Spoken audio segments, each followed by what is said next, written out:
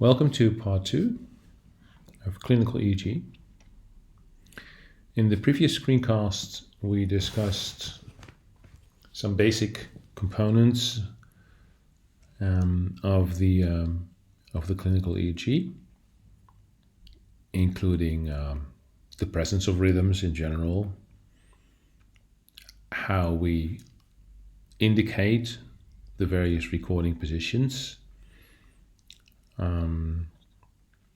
and we also shortly touched upon the relevance of a good electrode-skin interface, and we discussed why or what the conventions are related to positive and negative. Now, in this screencast, we will discuss a few other elements, in particular ground patterns and transients, and we will discuss the various rhythms. So what will you learn? You'll learn about the background pattern of the EEG, you will learn what we mean with transients, and you will learn about the essential components of the background pattern.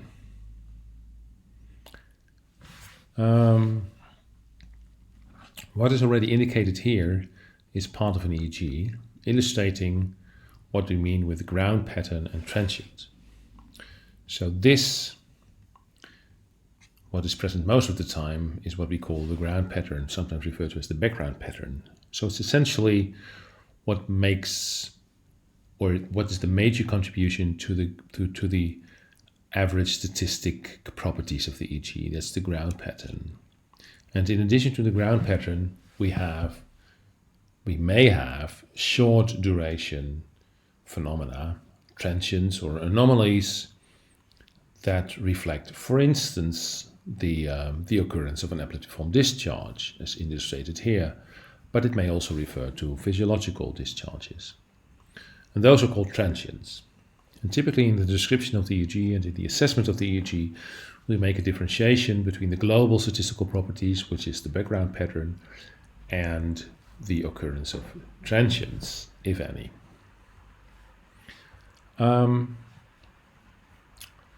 Now, we already mentioned several times that the background pattern of the EEG is composed of different rhythms, and those rhythms occur within particular frequency bands, and they are indicated here. And in general, we have 5 frequency bands in the routine EEG. So the first one is the delta, between 0 to 4 Hertz. Then we have so in general, we have 5 frequency bands. So the first one is delta, between 0 to 4 Hertz. The theta, between 4 to 8 Hertz. The alpha, 8 to 13 Hertz. Beta, 13 to 25. And the gamma frequencies, 25 and up. And in the assessment of the EEG, we focus on the presence of these rhythms, their location, so where are the particular rhythms, and when do they occur? So is it eyes closed or eyes open, for instance? And to which extent they are symmetrical between the left and right hemisphere, their relative amounts, and in addition to that, we assess, if any, transients. And related to the transients, of course, we try to describe the kind of transient and where this particular transient occurs and how often it occurs. So this is essentially what we assess in the description of an EEG. Let's start with the alpha rhythm. So the alpha rhythm is a rhythm that has a frequency between 8 to 13 Hertz. It's posterior dominant, so it's mainly seen with eyes closed, by the way, over the posterior regions, so temporal parietal occipital region. Amplitudes are between 20 to 70 microvolt, but it may be larger or even smaller. And a very important element is that it is reactive to eye opening or eye closing. So if it is present during eyes closed, it is typically suppressed to a significant extent, if eyes are opened. And suppressed means amplitudes typically are reduced with 50%. The alpha rhythm is relatively symmetrical between the left and right hemisphere. Amplitude differences are within 50%. Frequency differences are less than 0.5 Hz. And it's good to know that there are some variants. And with variants we mean an alpha rhythm that is not within the 8 to 13 Hz frequency range, but is in a higher or a lower range. They are not so common, but not completely uncommon. And they behave otherwise completely like the, say, physiological or normal alpha rhythm.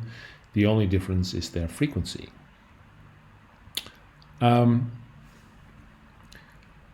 Well, if you are just born, you don't have an alpha rhythm of 8 to 13 Hz. It typically reaches this frequency when you are about 3 to 4 years old.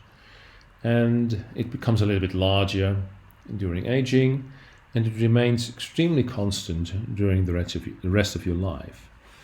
Now, if you're younger than 3 to 4 years old, then the posterior dominant rhythm is not in the alpha range, but it's much slower.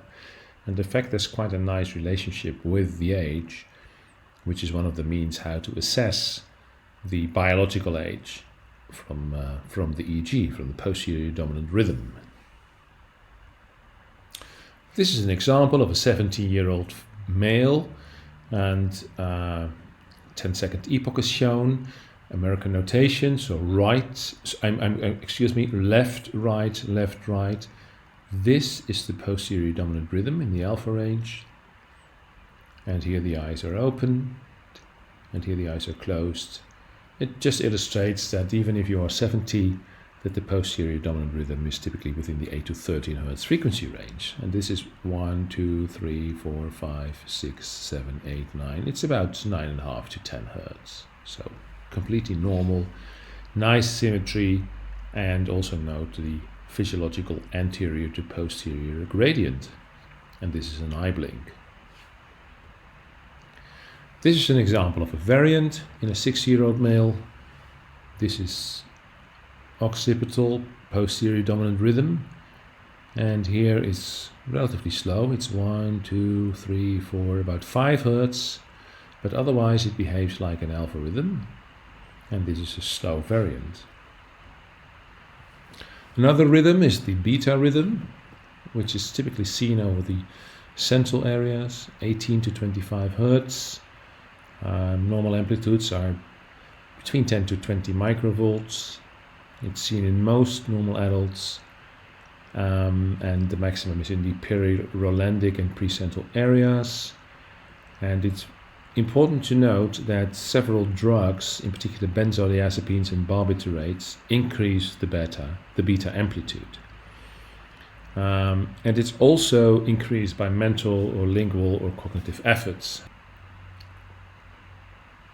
Theta is between 4 and 7.5 Hz, part of the normal EEG, frontal-central regions, and in particular if it's relatively abundant over the temporal regions, if patients are older than 50 years old, this is normal, so not abnormal. It's a physiological phenomenon.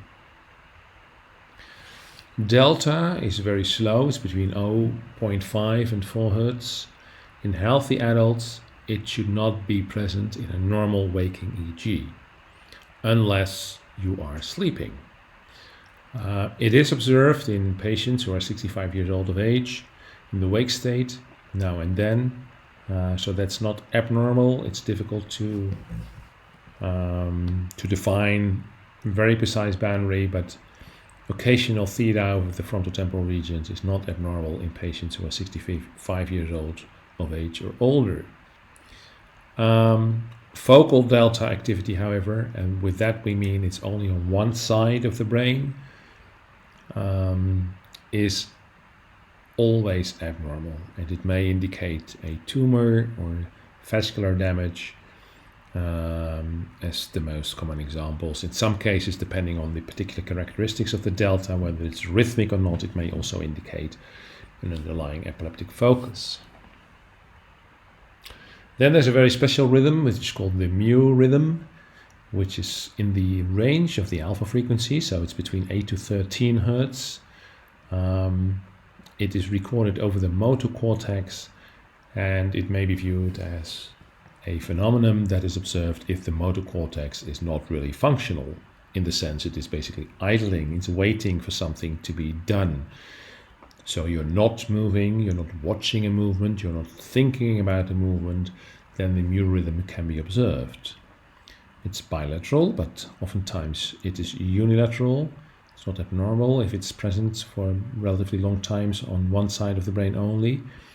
And it is blocked by contralateral movement, intention to move, or even watching movement.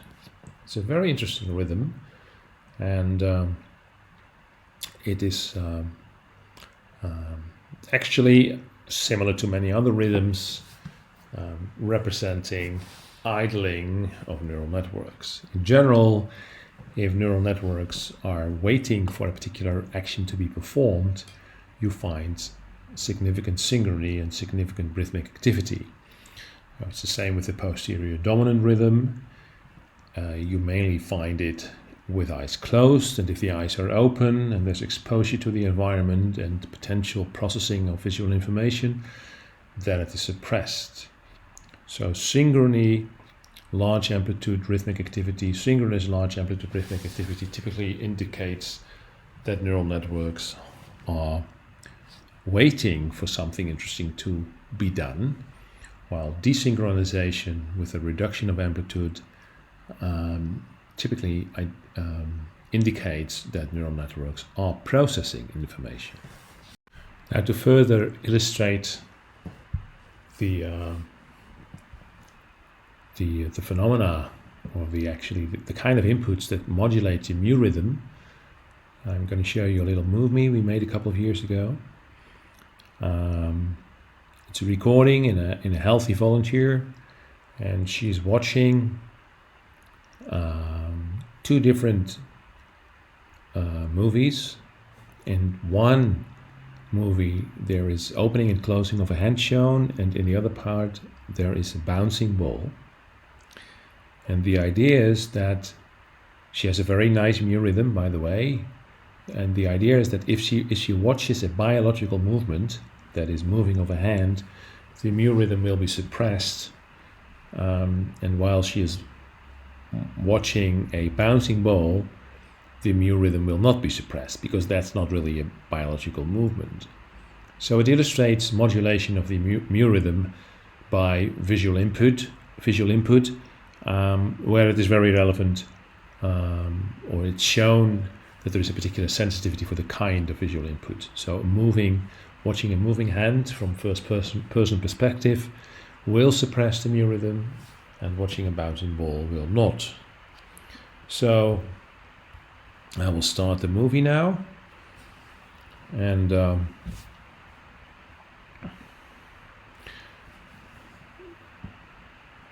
shortly you will see the EEG recording. The healthy volunteer is sitting in a chair watching the movie, and we mainly find very nice mu over the C4 area. And this was the student involved at the time. I'm going to pause the movie for a sec. So this is the movie the healthy volunteer is watching, which is opening or closing of a hand. And this is the region where we will mainly see the mu. And it's probably more apparent right here. So here we find very nice mu. And note that it's rather suppressed here while watching the hand, while the movie input, the scene of the movie changes. So right there we have the bouncing ball. So there's actually no suppression of the mu. And then here it is suppressed while the volunteer is watching the hand. So, and then here again the bouncing ball appears. A nice mu rhythm. And then here again it is suppressed.